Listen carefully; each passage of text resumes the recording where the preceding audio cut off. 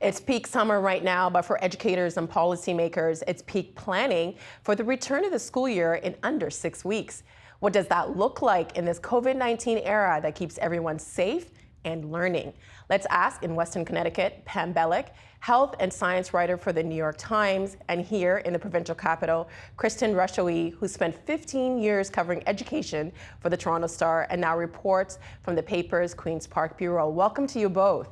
Pam, we're in this incredibly unique time where basically the whole world shut down schools, and now schools in North America are just a few weeks away from school opening up again. What does science tell us about how COVID-19 affects children? So there's still a lot of things we don't know, but there are a lot of indications that the virus doesn't affect young children, especially say ages 10 and under, at nearly as hard as it does adults. It seems like about 2% of confirmed cases pretty much around the world are children, and most children don't get very sick, although there are definitely exceptions.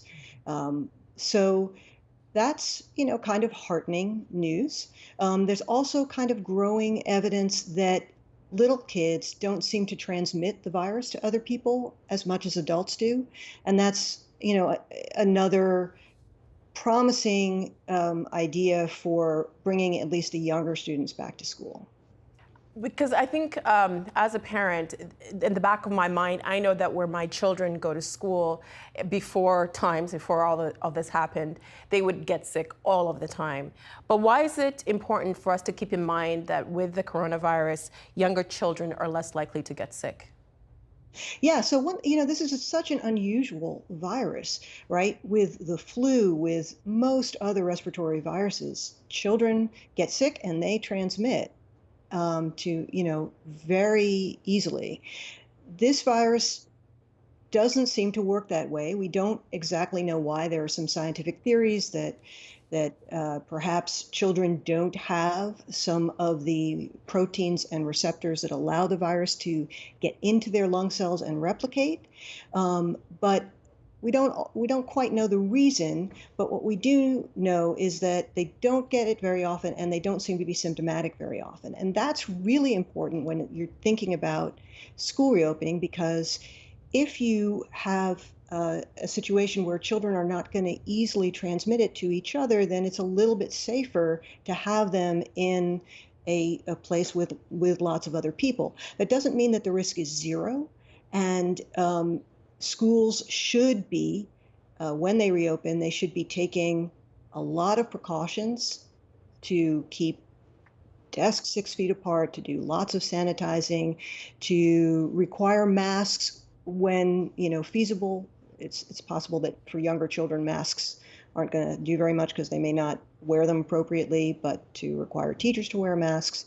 And one of the most important things that scientists recommend is sort of keeping kids in small defined groups, like cohorts or pods or whatever you want to call them, so that they are spending their day with, say, the same 12 or 15 kids and a single teacher, and there's not a lot of kind of moving around and cross pollination. And that's really important, not only because it gives them, less of a chance to transmit to lots of people, but also because if there is a case in, say, a first grade class, then you can be pretty confident that only those 12 or 15 other kids could have been exposed. And you can say, okay, let's take those kids and send them home for 2 weeks, but we don't have to close our entire school and disrupt the education of everybody else. We're going to talk more about pods in a second with some of the success stories that we're seeing around the world from other countries that have opened up schools.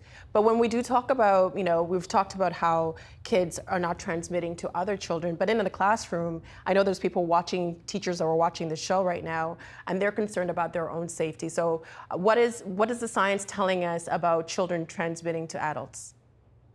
So we just don't think that they transmit as often, but the risk isn't zero. And again, there seems to be a difference between younger kids' ability to transmit and older kids. So if you're talking about high school, the science is starting to show that teenagers, adolescents, and older may be able to transmit as easily as adults. So, the thinking about reopening high schools should probably be different than the thinking about reopening elementary schools. For younger children, the science suggests that anybody who comes in contact with them, whether that's their peers or their teachers, is probably at a little bit of a lower risk, maybe a considerably lower risk, of catching the virus from a child. But for teachers, the risk is not zero, particularly because they are going to be interacting with other adults, and also because many of them are at an age where they are more vulnerable to, getting seriously ill if they're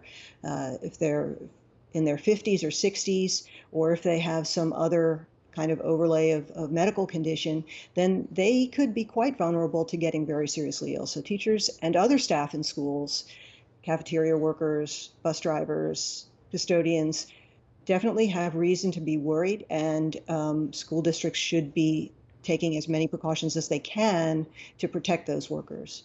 With all that being said, then, what do you think all that means about the safety of kids going back to school in 6 weeks? Well, I think it depends a lot on sort of two big factors. One is, how high is the caseload? How much community spread do you have in your community? And that could vary by district to district. It's really important to realize that schools are not islands. They are part of the community. People come and go.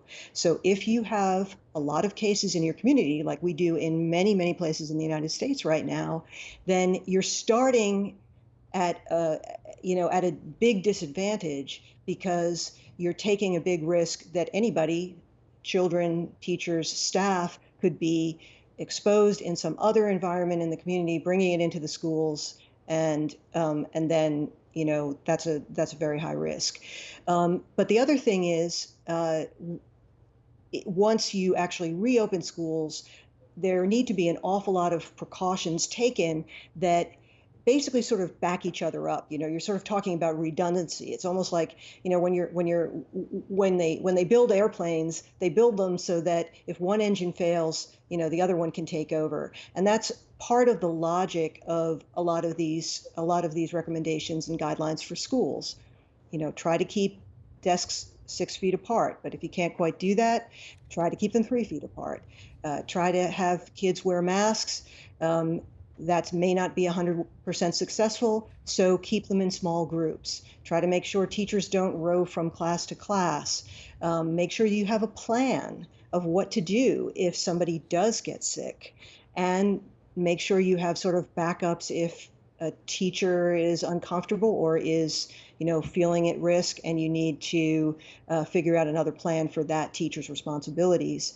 So I think you need to have both things to really be confident, or at least be, the risk is never going to be zero, unfortunately, in this environment, but at least to be reasonably confident that schools can reopen, you need to have controlled your community spread, and you need to have good guidelines that you can be, relatively secure in, and backup plans. Kristin, I mentioned at the beginning that this is a unique time for everybody. We're all trying to figure out the best thing that we can do. And in the province of Ontario, we have a big announcement coming later this week from the Minister of Education. Can you remind us what some of the scenarios might look like if we do go back to school in September? So what the province has asked school boards to plan for is 3 different scenarios, and which one is put into place will depend on where we are at the time when school reopens. So they've asked schools to plan for a full-time reopening, so as normal, with enhanced safety procedures and likely smaller classes. They've asked schools to plan for online only, should we be in another bad situation like we were back in March and April. They've also asked schools to plan for a hybrid model, where kids would be in school part-time, maybe 1 week on, 1 week off, going in cohorts, half and half, to limit spread, and they would also be learning at home as well. And so we're waiting for this news to come later on this week. Do you have a sense of which way the government is leaning towards? What scenario they're leaning towards? Yeah, so the Premier and the Education Minister have both said several times that ideally they'd like kids to go back to school full time. This is something they're hearing from school boards as well. The Halton District School Board, which is a large urban board just west of Toronto, and the Toronto Public Board itself, which is the largest in the country, they've both said, look, this hybrid model does not work. It does not work for working parents. Parents need to either work from home or go into the office, and they will have a hard time finding childcare for their kids. The Halton board has even said the hybrid model might even be more dangerous, less safe, because kids will have more contacts if they're going into some kind of childcare arrangement. So that's what they're hearing from school boards, and I think certainly parents, while they might be wary of a full-time return, if safety precautions are in place, they feel a lot more comfortable with it, and it certainly works for them if they're working. Pam mentioned communities, and some of the things that I've been hearing from people is that certain places in Ontario have very few cases, and some places like the GTA have more. Would you say it would be fair for the province to consider each region, depending on the community spread, whether when they consider if they're going to open schools full-time or do a hybrid or two? The province has indicated that it's going to have sort of one overarching direction for the province, with the school boards allowed to sort of make do for local circumstances. And this is something that school boards asked for themselves. They did ask for flexibility depending on the number of cases. Because if you look at up north, for example, or even Kingston, Ontario, which apart from the outbreak at the nail salon has had a very good record, that's very different than Toronto, Brampton, Peel, right? So the school boards asked for the flexibility, and I think that's what the minister is going to give them within whatever framework they choose to go forward with when they announce it later this week. Do you get a sense of which, how the public is leaning, like which one they're leaning towards? Well, it's interesting because certainly the government and the opposition, they're all pushing for full-time return. I think that's what the government's hearing from parents. I think it's what it's hearing from communities, certainly where there's very little spread. If you look at polling, it's maybe a bit more of a mix. Anywhere from, let's say, half to about 3/4 of parents feel comfortable sending their kids back to school. The Toronto Public Board surveyed about 70,000 parents and students. I think about 2/3 of parents felt comfortable sending their kids back to school in the fall. About 3/4 of kids, mind you, felt comfortable going back. So they're very eager to get back to class. You know, when Pam was talking about the PPE, like personal protective equipment, when I think about if I'm anywhere with my kids, if we go to a public washroom, the amount of times that I have to remind them to wash their hands, not touch that, et cetera, et cetera. Kristin, will there be money for more cleaning and PPE if we do go back to school full time? The government's put about $4 million in so far. Certainly, the unions are asking for that. QP, which represents about 45,000 support staff across the province and schools, they've estimated it'll be about 150 million for PPE for staff, cleaning supplies, and that kind of thing. The Toronto Catholic Teachers Union and the Ontario Catholic Teachers Union are both asking for face masks for students, all students. Yesterday, the head of the Ontario English Catholic Teachers Union said that even little kids should be wearing face masks. They have to wear it when they go to the mall, so why can't they be wearing it in school? It's that added layer of protection for everyone. And you mentioned the unions. What sense are you getting from, because I guess when it comes to teachers might, I guess kind of like parents, you might be caught in the middle and you might not really want to say what you really think. What sense are you getting from teachers of if this does happen, how they're feeling about their safety? Well, the one survey that the Toronto District School Board did with staff and students, while parents and students felt fairly confident going back to school, only about 41% of staff felt comfortable going back to school full time. Certainly what we've seen in the polling is when things like spacing, physical distancing, face masks are included, people feel a lot safer. The Catholic Teachers Union and others are calling for things like enhanced hand hygiene, hand washing stations, face masks and things like that. QP is also asking for plexiglass for, let's say, school offices to separate, school secretaries from students when they come in, to provide that extra layer of protection for that as well. We've been told if you're inside, indoors, wear a mask. And Pam, when I think about if kids, when they do go to school, how realistic is it to have kids wearing masks throughout the school day? I think other countries have found that it's kind of hard with younger children. Some have drawn the line with, say, fourth grade and under, not requiring them to wear masks. But it really depends, I think, on um, how partly the tone that is set in the school and how compliant you think your kids are. I think it sounds like it's something to be encouraged, but there ought to be a fail-safe. There ought to be backups, especially for younger kids. What I'm hearing when people are thinking about masks and older kids, high school kids, is that it may be easier to get them to agree to wear masks, but it may be harder to get them to agree to social distance. Little kids may be a little bit more compliant that way, or it may be a little bit easier with just kind of the rhythm of a school day to get them to sort of separate. But for older kids, it may be hard. So it's going to be a mixed bag. There are school districts in the United States where high school kids have been taking polls, and some have voted for mask requirements, and some have voted for no mask requirements because they're concerned that it might impinge on their personal freedom. So high school kids definitely have opinions about this, and I think probably the best that maybe our country can do, and I'm not sure about Canada, is strongly encourage mask wearing, but make sure that's not the only thing that your school is relying on. And when you think about wearing masks for kids, for younger kids in class, what does the science say? Because I'm thinking, do they put the mask on properly? Do they, does it spread germs more? What does the science say about the efficacy of kids wearing masks?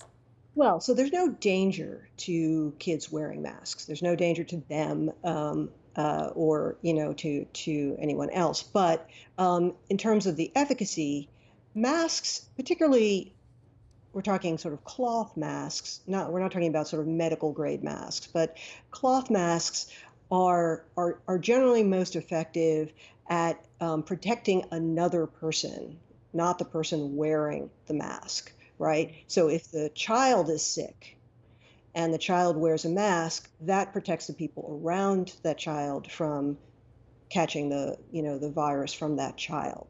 So you could, if you sort of combine that scientific logic with the growing evidence that we don't think young children spread the virus as much and may not get as ill, and because they don't get it, we know they don't get as ill, but because they don't develop, as when they do get infected, they don't develop symptoms like coughing, which is a prime way of spreading the virus.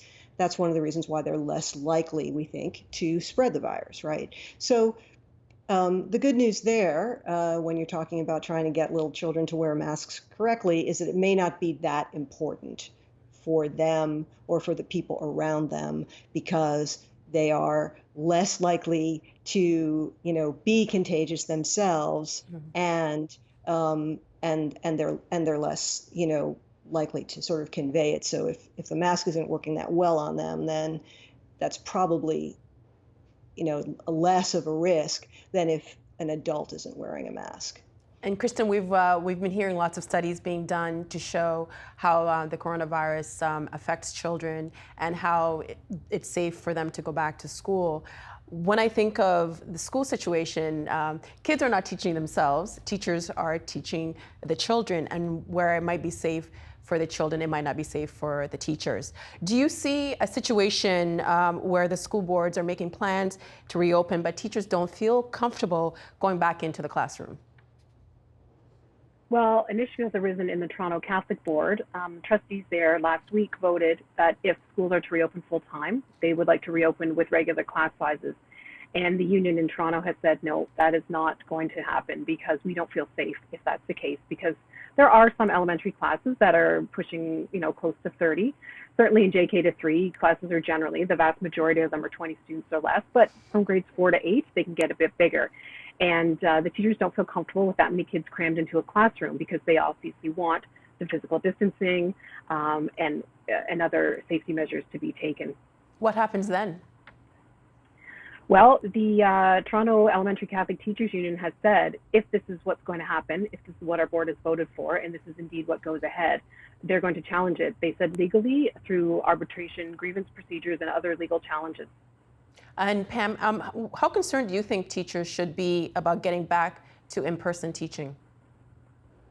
Well, I think teachers and school staff have every right to be concerned.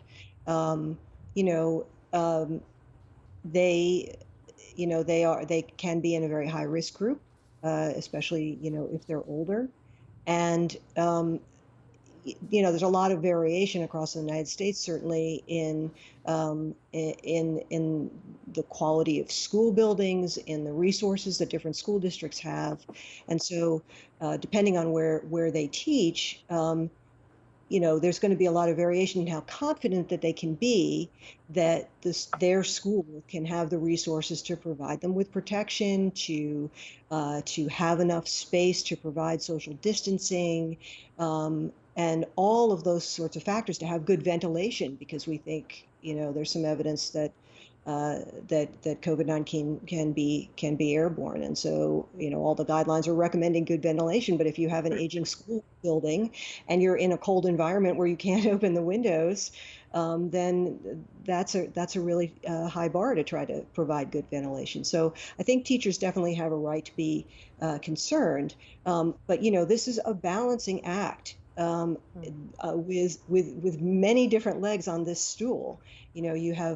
Um, you have a real imperative to bring children back to school, because particularly younger children, there's been a huge cost to them educationally, socially, emotionally, by having to be at home, and many children have fallen behind, and unfortunately those who have fallen most behind are those whose families have also been hardest hit by the virus, communities of color, low-income communities. So the gap is just getting wider and wider, and it's very important to do everything that we can as a society to try to bring those children back to school, not only for the education, but also because schools provide so much support in terms of meals, emotional support.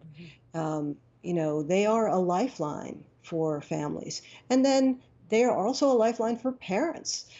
Parents of younger children who work are having a terrible time. As Chris was mentioning, it's very, very complicated to try to go back to work if you have to provide childcare 2 days a week, or if you have to be home full time with your children and trying to get them to do online schooling. So there are a lot of different things that need to be weighed, and everybody's interest should be factored in as much as possible. And I think everybody needs to kind of realize that there's not going to be a no-risk environment or a no-cost environment for anybody, probably for quite a while when it comes to school. And Kristin, I'm also getting the sense that some communities have to go back to school. When you think of communities that don't have access to high-speed internet, they need to be in class. Do you notice a desire more in those communities to go back to school? Well, this is something that the Ontario Public School Boards Association was lobbying for, that boards do have flexibility to account for local circumstances. Because certainly, right, for up north, it's a bit different. They may have had a tough time with online learning. That said, the province has promised to get high-speed internet everywhere in the province, I think by next fall, to help with the learning. But certainly that is an issue up north. The other issue that's arisen for boards, and that would be urban and rural boards, is busing. How do you safely bus kids to school? How do you physical distance on buses? This is one question that the boards have said they're going to grapple with. It's probably going to be the toughest issue for them to solve. And I know people are eager to hear of success stories from other countries that have opened up schools, and Denmark is a country that's done that. Pam, can you briefly tell us what they've done and why it's worked? Sure. Well, one of the main reasons that it's worked is that they started with low community spread. They got their infections under control before they reopened schools. They did that pretty quickly. They were only out of school for about a month. And then when they reopened only for younger children at first. They kept them in small groups. They had social distancing. They did all the things that we were talking about.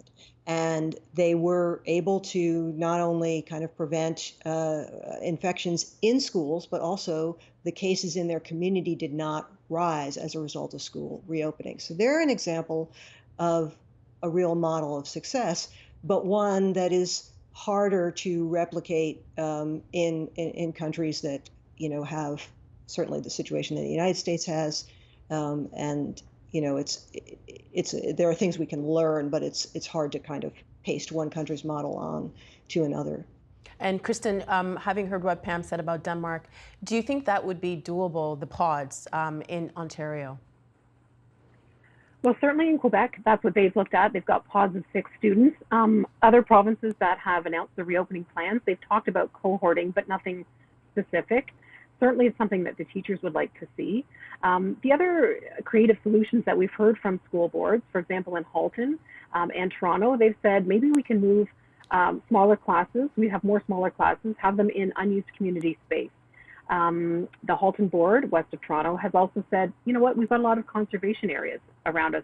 Maybe kids can learn outdoors, which I believe they did do in Denmark with quite success. So these are sort of the creative solutions that they're looking at to help with social distancing and things like that when schools reopen. Pam and Kristin, thank you so much for helping us fill in the blanks for the situation. We appreciate your insight. Thank you. Thank you. Thanks so much. The Agenda in the Summer with Nam Kiwanuka is brought to you by the Chartered Professional Accountants of Ontario. CPA Ontario is a regulator, an educator, a thought leader, and an advocate. We protect the public. We advance our profession. We guide our CPAs. We are CPA Ontario. And by viewers like you. Thank you.